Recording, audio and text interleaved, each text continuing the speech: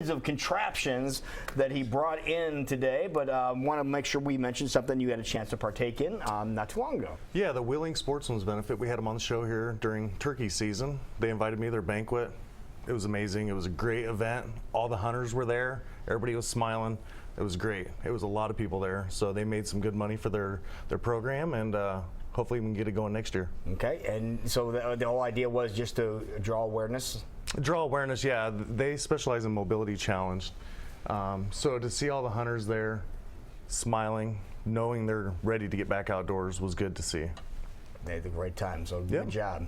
And speaking of that, when do people get back outdoors to hunt? When do the season, the next season, when does that start? Well, dove season just opened up. We'll actually be out in the field this weekend chasing the doves. Deer season, doves, yep. There ain't a whole lot of meat when it comes I was going to say, what do you eat on a dove? Everybody says that. You know, the breast, the breast is really good. There isn't, but it's tasty what's there, though. I mean, it's not soapy? No, it's not soapy. Okay. So the dove breast isn't very big, but it's very rich. It's a very rich piece of meat. So when you cook it up, you think you're going to eat this whole plate, and you're not gonna. So I always tell people when you cook them, don't cook a bunch because you're not going to eat them all. Yeah. So just eat what you're going to, cook up what you're going to eat. And Good to know. Good question. They're very rich. But then we got deer season starting next month, bow season. So everybody's preparing for that right now. I see on Facebook, all the social media, everybody's hanging tree stands, everybody's excited. Some people are new.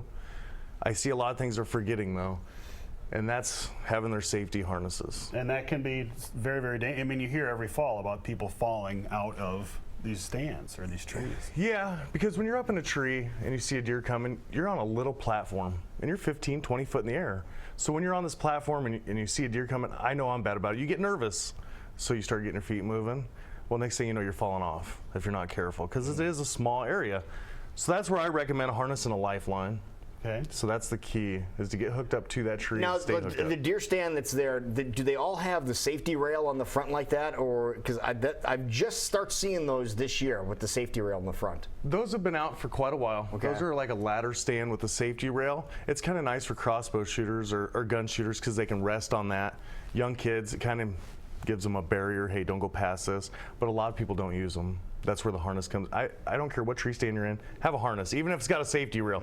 It's just a piece of pipe and you can slide out over. So hook up to the tree and stay attached to it. So you brought some things to show us about what you're talking about today. So you're physically wearing the harness you're talking about? Yep, this is the harness. Okay. And it's actually loose right now because when you're out in the timber, you got bulky clothes on. So what I recommend is kind of like a racing belt. Cinch that thing down tight, get it up underneath your legs, and then hook up to your lifeline as you start to climb the tree. And make sure when you get this out of your tote for the first time of the year, inspect it. Make sure there's no rips, tears, because when you're out in the timber, you got the multiplier rows scraping you. Just make sure everything is good. The buckles, pull on them. I mean, kind of beat it up. Make sure it's safe. And probably do it earlier than the night before you plan on going out. Yeah, and that's the big thing. A lot of people always wait till the last minute, and this is the key. How long are those meant to last? I don't use mine more than 2 years, just because it's safety. I mean, natural wear and tear and things. Yeah, like that. material, you're out in the rain, you're out in the snow. Material breakdown. So it depends on how much you value your life. I switch them every 2 years because a fall can be you're out in the middle of nowhere. Right. Who's going to find you? All right, now what happens before you get to the top of the tree stand? What kind of safety precautions do you take before you get up there? Because this is all well and good once you get up there and you can loop it around the tree, but what happens before you go up? Anything you can do to protect yourself there? Well, that's where this comes in handy, because this will actually be at the bottom of your tree stand. After you get this mounted up, it's around the tree, and then you have your slide here. This will be at the bottom of the tree stand with you. So as soon as you take that first step, you grab your harness lead back here. I hook up. So I'm hooked up from the time I take my first step. As I go up, I just slide this thing upward with me. Okay. So if I slip up, because your boots are slippery and they are metal steps, so if you start to fall, this tightens up. Now you're secure. You can get your foot strap in and push yourself up, lower yourself down.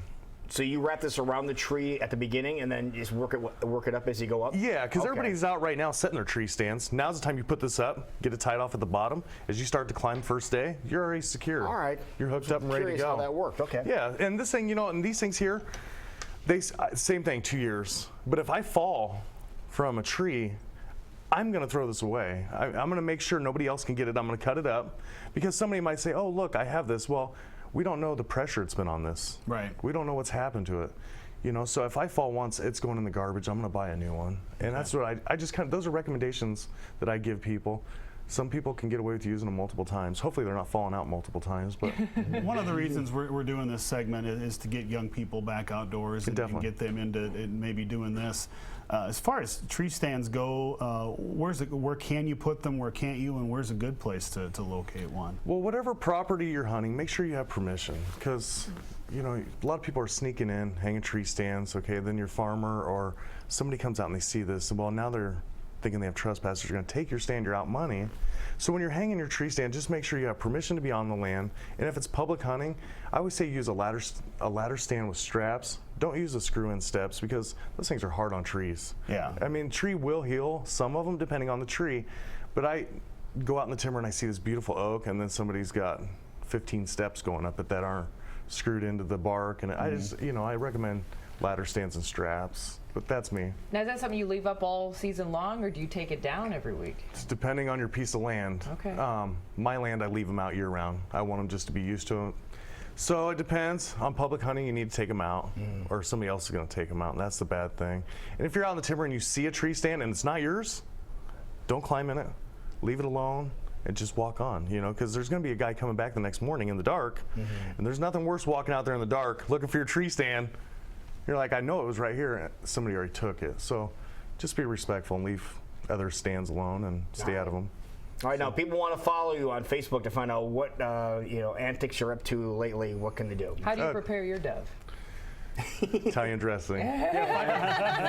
Find me on Facebook. Ask me questions. All right.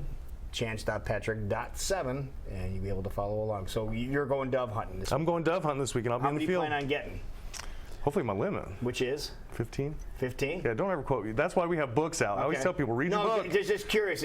Enough where you can bring some in next time you come over. I don't know. They're going to be pretty hard to...